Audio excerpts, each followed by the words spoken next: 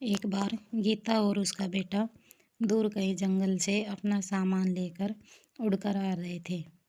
वो लोग अपनी दोस्त के घर, जो कि टोनी की मम्मी की दोस्त थी, उसके घर जा रहे थे। चिड़िया के घर के बाहर पहुंचकर टोनी की मम्मी बोलती है, देखो बेटा, ये मेरी पुरानी दोस्त पिंकी का घर है। हम दोनों बहुत ही अच्छी दोस्त थी, लेकिन उसने अपना घर इस दूसरे जंगल में बना लिया और हम लोग वहीं पर रह गए। इस वजह से हम लोग कभी मिल नहीं पाते हैं। आज बहुत दिनों के बाद हम इनके घर पर जाएंगे। अच्छा मम्मा, अगर ये आपकी अच्छी दोस्त है तो फिर हम इनके घर पर कितने दिन रहेंगे? आप ना पूरा 1 महीना यहाँ पर रुकना और फिर हम चलेंगे। यहाँ पर हमें बहुत मज़ा आएगा। अच्छा अच्छा खाना खाने को मिलेगा और इनका घर तो बहुत ही बड़ा और सुंदर है। चलो अंदर चलें। पिंकी चिड़िया गीता को देखकर बहुत खुश होती है। वह गीता और उसके बेटे को देखकर बोलती है, बहन, तुम तो आज बहुत दिनों बाद मेरे घर पर आई हो। तुम्हें देखकर मुझे बहुत ही खुशी हो रही है।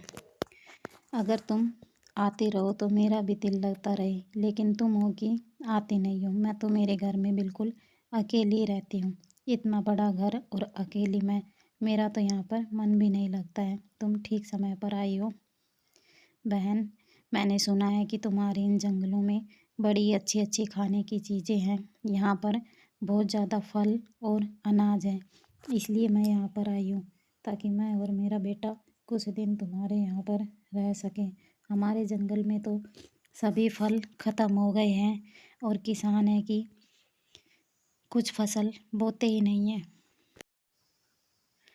ठीक किया बहन, हमारे यहाँ पर बहुत फल फूल है और अब हम लोग तो किसानों की तरह अच्छा खाना भी बनाने लगे हैं। तुमने यहाँ पर आकर बहुत ही अच्छा किया है। बताओ तुम लोग क्या खाओगे? मुझे तो हलवा बनाना बहुत ही पसंद है और मैं बहुत ही अच्छा हलवा बनाती हूँ।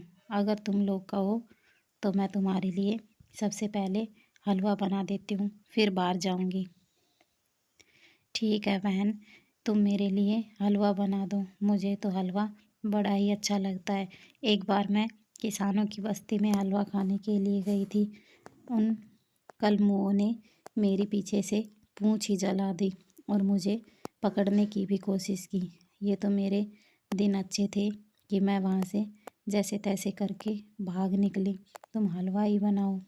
इस तरह पिंकी चिड़िया सबके लिए हलवा बनाती है। सब लोग बड़े ही मज़े से और चाव से हलवा खाते हैं। हलवा सच में ही बड़ा ही स्वादिष्ट था। उन दोनों माँ बेटे को तो बड़ा ही मज़ा आया। पिंकी चिड़िया हलवा बनाने के बाद उनसे कहती है कि अब आप लोग आराम करें, मैं आप लोगों के लिए कुछ फल और सब्जियां लेकर आती हूँ। उसके बाद आकर खाना बनाऊंगी। तभी पिंकी चिड़िया को वो लोग बोलते हैं कि मासी मासी, आप ना मेरे लिए बिस्किट भी लेकर आना। मुझे बिस्किट बड़े ही अच्छे लगते हैं। गीता बोलती है, बहन, मेरा कुछ ज़रूरत का सामान भी ख़त्म हो रखा है।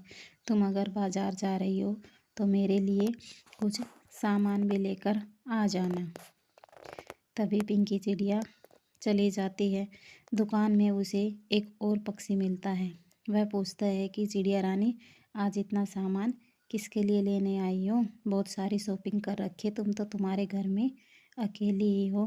तो चिड़िया बोलती है, मेरे घर पर मेरी दोस्त गीता और उसका बेटा आया हुआ है, मैं उन्हीं के लिए शॉपिंग कर रही हूँ।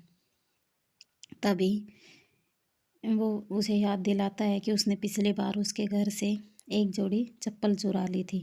लेकिन पिंकी चिड़िया बोलती है, नहीं, अभी वो मुझे ठीक लग रहे हैं। मुझे लगता है कि उन लोगों ने चोरी चकारी छोड़ दी है। अब वो लोग सुधर कर ही मेरे घर पर आए हैं। तब पिंकी चिड़िया आती है। ऐसे ही कुछ दिन बीतते जाते हैं। वो उन्हें अच्छा अच्छा खाना बनाकर खिलाती है। वो लोग बहुत खुश होते हैं। तभी पिंकी चिड़िया एक दिन जंगल में फल लेने के लिए जाती है। पिंकू बोलता है, मासी मासी मेरे लिए ना अनार लेकर आना, मुझे लाल लाल अनार बड़े ही पसंद है। उनके मीठे मीठे दाने खाने में मुझे बड़ा अच्छा लगता है। और गीता बोलती है, बहन मेरे लिए तुम सेब लेकर आना, अनार को कौन छीले कौन खाए, सेब सही है, उठाया और खाया, मेरे लिए तो सेब लेकर ही आना। पिंकी चिड़िया चली जाती है। वह सेब और अनार और बाकी कुछ फलों से अपनी टोकरी भर लेती है। वह कहती है, आज तो इन फलों को देखकर मेरी दोस्त बहुत खुश हो जाएगी और उसका नन्हा शरारती बेटा वो भी खूब मज़े से फलों को खाएगा। पिंकी चिड़िया अपनी टोकरी को उठाती है और अपने घर की तरफ उड़ने लगती है।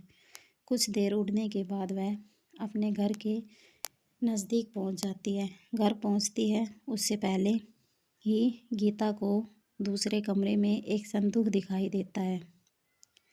वह उस संदूक के पास जाती है और देखती है कि इस संदूक में तो सोने के कंगन और एक लाल पोटली रखी हुई है। वह उन कंगनों को देखकर बहुत खुश होती है और उसकी नीयत में खोट आ जाता है। वह कहती है, मेरे पास तो एक भी कंगन नहीं है और इस चिड़िया के पास तो दो दो सोने के कंगन हैं। वह अपने बेटे को सारी बात बताती है, उस पोटली में कंगन को डालती है और उससे कहती है, चलो अब हमें कंगन मिल गए हैं, जब तक पिंकी फल लेकर आती है तब तक हम लोग यहाँ से निकल लेते हैं। अब हम अमीर हो जाएंगे, किसी दूसरे जंगल में जाकर अच्छा सा घर बनाएंगे। उसका बेटा टोनी बोलता है, मम्मा आपने ये सही नहीं किया है, चोरी करना गलत बात होती है, लेकिन अब आप कह रही हो तो फिर चलो चलते हैं यहाँ से। इस तरह वो दोनों माँ बेटे उस पोटली को लेकर उड़ने लगते हैं। कुछ दूर उड़ जाने के बाद वो थक जाते हैं तो बैठ जाते हैं। वहीं अचानक जोर सी बारिश होने लगती है और बिजली चमकने लगती है। उस बिजली की कड़कड़ाहट से गीता चिड़िया मर जाती है। उसका बेटा देखकर दुखी होता है। कंगन वहीं रहते हैं। जब चिड़िया घर पर आती है तो देखती है कि गीता और उसका बेटा टोनी घर पर नहीं है। चिड़िया देखकर बहुत दुखी होती है। उसे पता चल जाता है कि उन लोगों ने उसके घर पर चोरी की है। वह रोती है और कहती है कि वो पक्षी मुझे सही कह रहा था, ये लोग चोर हैं, इनकी आदत कभी नहीं बदल सकती। पिंकी चिड़िया बहुत दुखी होती है। वह उड़ती है और उन्हें देखने के लिए जाती है, लेकिन वह बहुत ज़्यादा घूमती है, उसे वो लोग नहीं मिलते हैं। थक हार कर चिड़िया बेचारी एक पेड़ के नीचे बैठ जाती है और बहुत दुखी होती है और कहती है कि हमें कभी भी किसी पर भी भरोसा नहीं करना चाहिए। आज के ज़माने में किसी पर भी भरोसा करना बेवकूफ़ी है। जैसे गलती मैंने की दोस्तों, वैसी गलती आप कभी मत करना। किसी पर भी ऐसे आँख मूंद कर भरोसा कभी मत करना। दोस्तों, अगर आपको कहानी अच्छी लगी तो काव्या टून्स को लाइक शेयर कमेंट करें और अपने दोस्तों के साथ शेयर करें। हमें सब्सक्राइब करें ताकि हम आगे बढ़ सकें। आपका धन्यवाद।